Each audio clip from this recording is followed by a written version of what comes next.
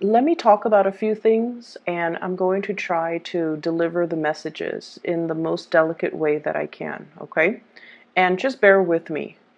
If the first 5 minutes seems like it resonates with you, just please bear with me for the first 5 minutes. If it seems like it resonates with you, please watch the video, because I feel like there are important things that are coming through that you need to be aware of. So I see a lot of warning signs and red flags.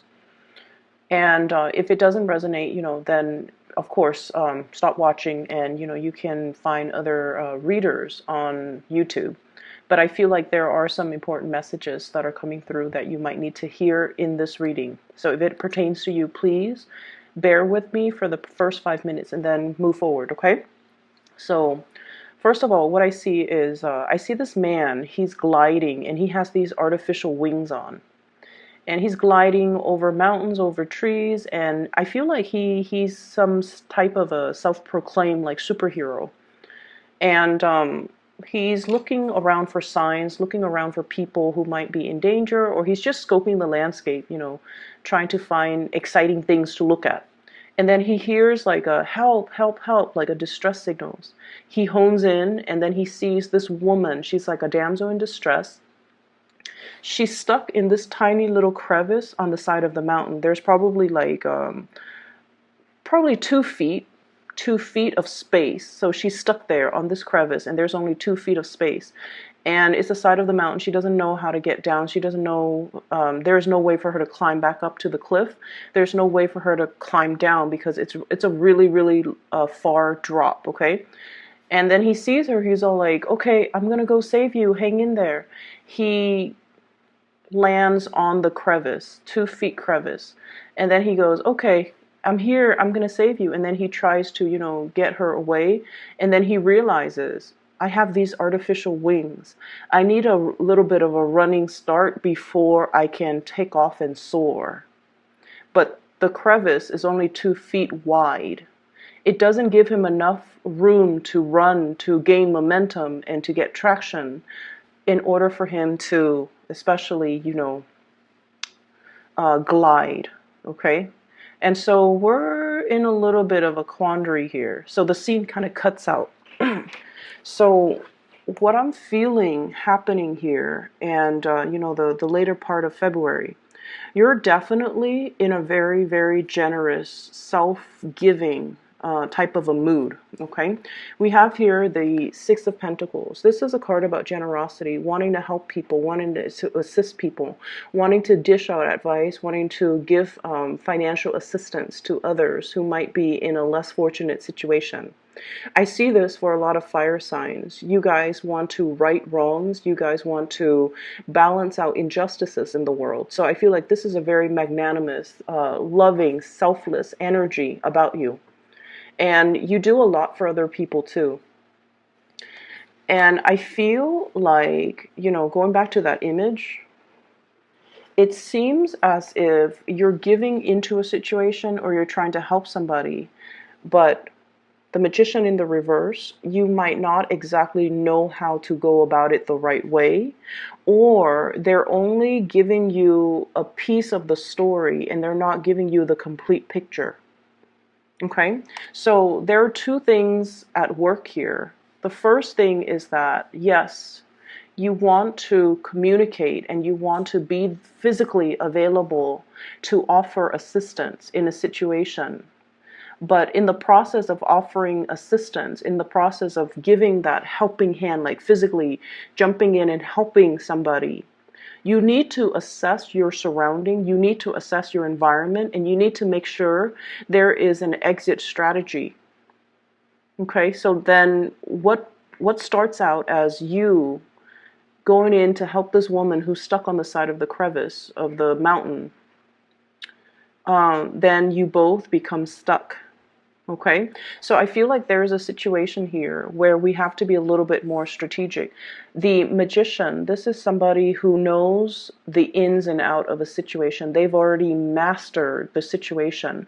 When it's in the reverse position, I just feel like there are elements that you're not really taking into account. There are factors that you haven't considered. And it's sort of like, jump in first and then ask questions later, which might not be conducive to problem solving. When we problem solve, we have to know the ins and out, the beginning and the end, and we have to be able to look at a situation completely and thoroughly with full information in order for us to come up with the best and the most logical solution to that problem. So that's what I'm sensing here. And so the scene cuts, well, it weaves back in, and it's like a nighttime scene. And so they've been, he and the woman have been waiting there for a really long time. It starts out in the daytime, and then the moon comes out, and they're both still on that crevice. So he's scanning his environment, and then he's realizing, I'm not going to be able to use these wings, and even if I have enough of a running start, I'm not going to be able to hold her and maintain my balance in order for us to soar away or to, land safely. And so he takes off the artificial wings. He sets it down and he tells her, we're going to climb down this mountain. There are trees. We're going to, try our best to grab onto these branches and, gradually make our way down to the base of the mountains. And then he tells her, I'm going to give you these wings. You need to hold on to it for me. That way I can carry you, or you can, climb on my back, and then I'll get us down safely. And she's so scared that she's just like, she's afraid of heights, or she's just really traumatized and she's really scared. So she doesn't really budge. Okay. She's just really scared. And so he's getting frustrated trying to tell her, like, you need to help me. You can climb on my back, and then, I'll get you down safely. Trust me, trust me, trust me. And then finally she doesn't feel like she has a choice. And so she climbs on his back, and then it's like a really hard journey. It's a lot of work pulling his own weight, her weight, and the wings, in order for them to gradually climb down from one branch, from one little crevice to the next. And then finally they arrive at the base of the mountain, and then she just kind of takes off. She's so scared that, she didn't realize, oh, thank you so much for helping me. She just sort of takes off, and then it cuts out again. So what I'm feeling in this situation is you really need to examine your environment. There is something here about looking at a situation very carefully before you jump in. And there's an element as well. I feel like trauma. You might be dealing with somebody who has dealt with a lot of trauma. They can't think correctly. They can't tell you a story in a linear, chronological, order. They can't really make sense of a situation. So when you're interacting with them and communicating with them, they're only telling you things that are most prominent, but they're not really telling you the beginning to the end. And you're not really asking the right questions because you guys are very solution oriented. You want to jump over the past, and you want to, okay, we're here right now. Let's focus on the now. Let's find a solution. But I feel like there are things that you have to unravel and make sense of and understand from the past so that you can have a more comprehensive solution to that situation. Does that make sense? What I'm feeling is,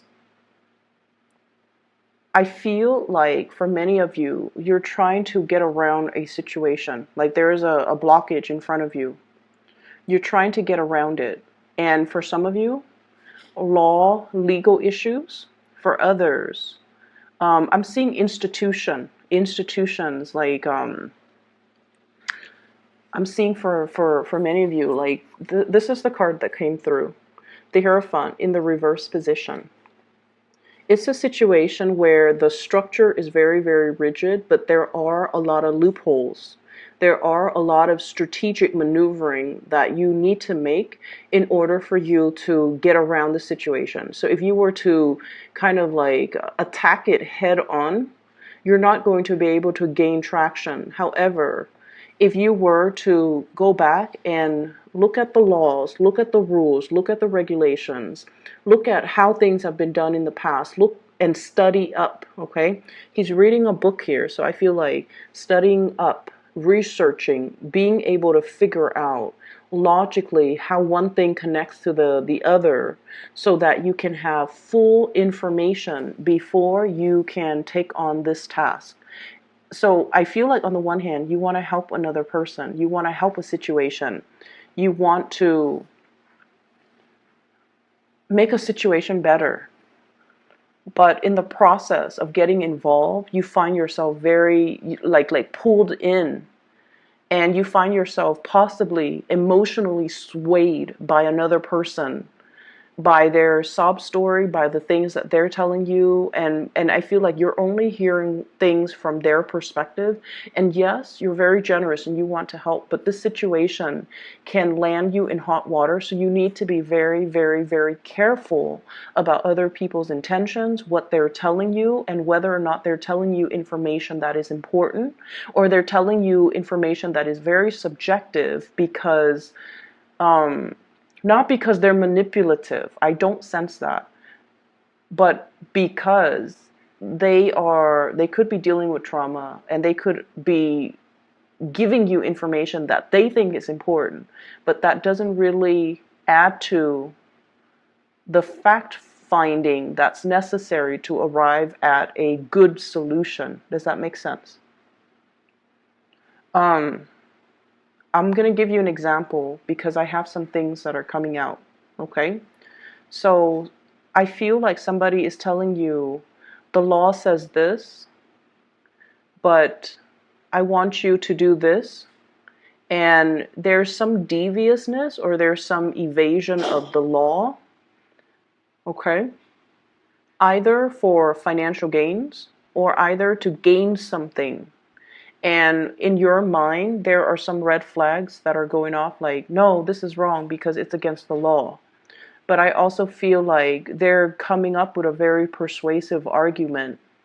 And rather than focusing on the fact that, yes, it is against the law, they're focusing on the future, which is, yeah, but if you do this one thing, you're going to end up with all of these amazing opportunities and benefits. And they hype up the story and you feel very drawn to it because so the bottom line is we're focusing on the future. If everything goes according to plan, we're going to get all of these benefits. However, what if things don't go according to plan? The future is all speculative. And so I want you to be a little bit careful about dealing with people who speculate, dealing with people who paint you this beautiful, amazing story, and then you jump in and then you find yourself very, very stuck. So this is something I feel can be avoided and should be avoided. So if you're still watching this, I hope that you take that into account. If you're dealing with people who are painting this rosy picture, and especially if they're not able to give you the whole story, or if they're not able to give you, step-by-step instructions on how to do something, but they only focus on the benefits, they only focus on conjecturing or even speculating, this is what's going to happen, this is what we're going to get. So please be careful about that, okay, Aries?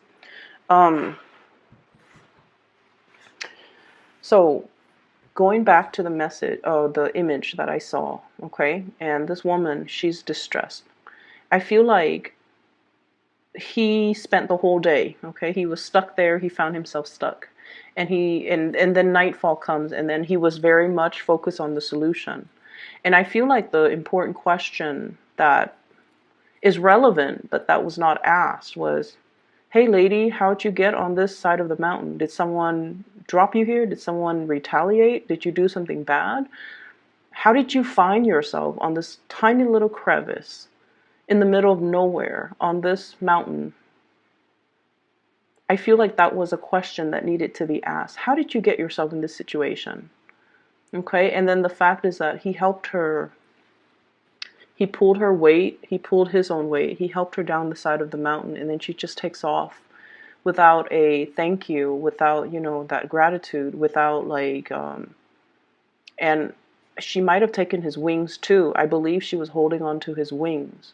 And so he finds himself, at the base of the mountain, and he's like, okay, what's going to happen to him? So I feel like you kind of need to really think about yourself a little bit more and think about, like, what's going to happen to me at the end of this? What if things don't go according to plan? What if I have to make a detour? Is there a plan B?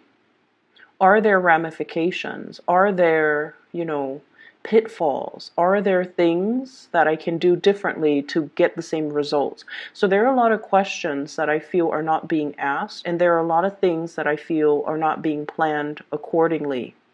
If you're dealing with a family situation, I feel like you guys, it might be a family environment. You want to jump in, you want to give your 100%, you want to offer financial assistance, you want to help the other person do something. But I feel like their track record might not, look at their track record, look at their actions in the past.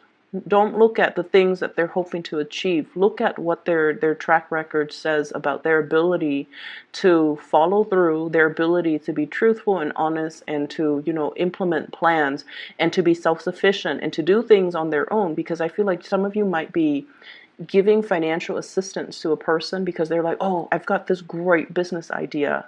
I need, X amount of money. Can you loan me that money? Because in the future, I'm going to make 10 times more, and then I'll pay you back as soon as it comes out. But they're not giving you a solid business proposal or even a business plan. How are they going to be able to practically execute their plan? Is it feasible? So really look at their track record. I don't see there's anything bad. I feel like the person, their heart's in the right place. But I feel almost like they might not have been completely reliable in the past. Okay, so that's just something I want you to focus on. Okay, on the other hand, there is another person that I'm seeing over here. I have here the Princess of Wands. Princess of Wands is in the reverse position. And I'm not seeing this as a specific sign, like a fire sign, or even we have here the King of Cups, a water sign. What I'm seeing is, I saw this image that popped out, and it's like a cartoon animal, a cartoon creature. It's pink. It looks like a teddy bear, or even like a cartoon, like a Japanese anime cartoon, even like a Pokemon. But either way, it looks like a pet, like a really cute animal. It's pink, it has like whiskers, it has ears, it has a fluffy tail, and it's really cute to look at. So it's in a home environment. And what I feel is it stays home. You have to feed it, you have to give it water. It potentially eats your food, and it could, pee or poop on the rug, and then you have to clean it up. Okay, so I feel like there is somebody here that is kind of, I feel like they might be taking advantage of a situation, or they are creating a lot more work for you, and they're not really pulling their weight. They're not really pulling their weight. Sure, they're cute and cuddly and warm and comforting, and their presence is great. But I feel like that animal, it just looks cute. It doesn't really do anything. It doesn't even have a function. It doesn't guard your house. It's just something that's cute or pretty to look at. It eats your food. It dirties or soils your house. You have to constantly give it attention. You have to walk it. You have to take care of it. And so the energy exchange, the give and take, is really not reciprocal. I feel for some of you, you might be interested in a person and you're courting them, like you're hardcore, like just full on showing them you're interested. You might be whining and dining the other person. I usually think of this as, the romantic person, the Casanova, the one that wines and dines others. Um, you're showing somebody that you're really interested in them. You're very attracted to them as well. And I almost feel like they're aware of it and they're kind of either milking it, or they have this sense of entitlement about them. Since you like me so much, why don't you take care of me? And I want you to be very, very careful about that, because I feel like for many of you, you don't mind. Because that generosity card came out first, you don't mind. But I feel like it's just the law of karma. Things have to be reciprocal. Give yourself to reciprocal relationship partners. Give your time and your energy to people that are deserving of it, to people that appreciate it, and to people that will reciprocate for you. Because as we progress through life, you will start to notice too that energy and time are very limited. So we need to devote our energy and our time to people that deserve it and to people that we want to share that space with and who can reciprocate for us. As we get older, and I feel like for many of you, you might be watching this, you guys are on the younger age spectrum, but as you get older, and this is what I've noticed too, the demands of work, the demands of friends, the demands of family, parents, aging parents, work, trying to get ahead in your work environment, you're being pulled. You're going to start to feel like you're being pulled in multiple directions. And you don't have a lot of your time to give. And you're going to find that you don't have a lot of energy to give to others. And so it's really good practice to start at a young age, to learn to say no, to draw boundaries, and to not let other people take care of you. Or, I'm sorry, not let other people, not let other people take care of you, learn to be self-sufficient, but also not let other people take advantage of you.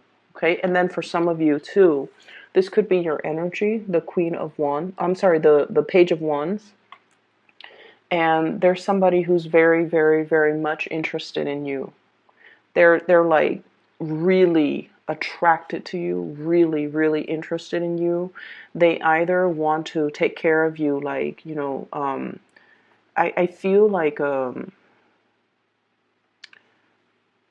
somebody that wants to give you money so that you can date them. I feel that. Somebody who is potentially a lot older, and they want to have something with you where they take care of you. And it's like, yes, it's all great and good, but we have to learn to be self-sufficient, and we have to learn that relationships need to always be reciprocal. I feel for some of you, you might have gotten out of a relationship that was quite tumultuous, okay? Like a breakup of a situation where you might have been married and you're separated. You might have been married and you're divorced, or you might have lived with somebody that you had a very significant relationship with. And you've given a lot of yourself, and the other person just, there wasn't that sense of reciprocity.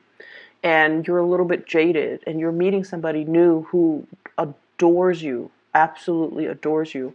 We have a potential water sign, Pisces, Cancer, Scorpio.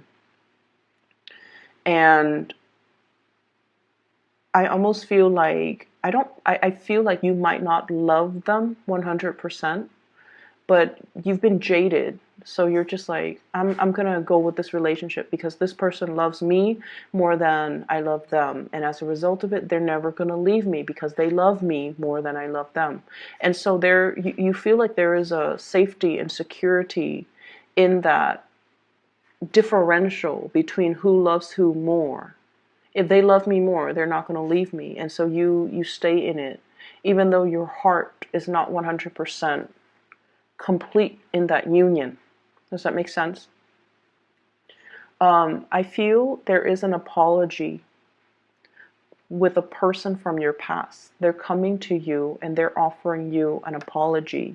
This has been long awaited. This has been years in the making. This person seems to me to be very, very stubborn. Their energy, the Magician in the reverse, and I feel like there was a lot of love caught up with this person, and I feel like they're finally seeing the forest for the trees, and they're going to give you that apology. Okay? I hope the reading is helpful for you, Aries. And if you have, watched it, the entire video to this point, I feel like you have to be good to yourself. You have to know your worth. You have to understand that things need to be reciprocal. That is the karmic way of the universe. That is what we're supposed to do. It's our obligation to one another. Have an equal exchange of energy in all of our social relationships, love relationships, family relationships. Because when things are lopsided and wobbly, there's always going to be, that day of reckoning when these imbalances need to be restored. And it can be a little bit, it's going to be usually a painful adjustment to restore these energetic imbalances, okay?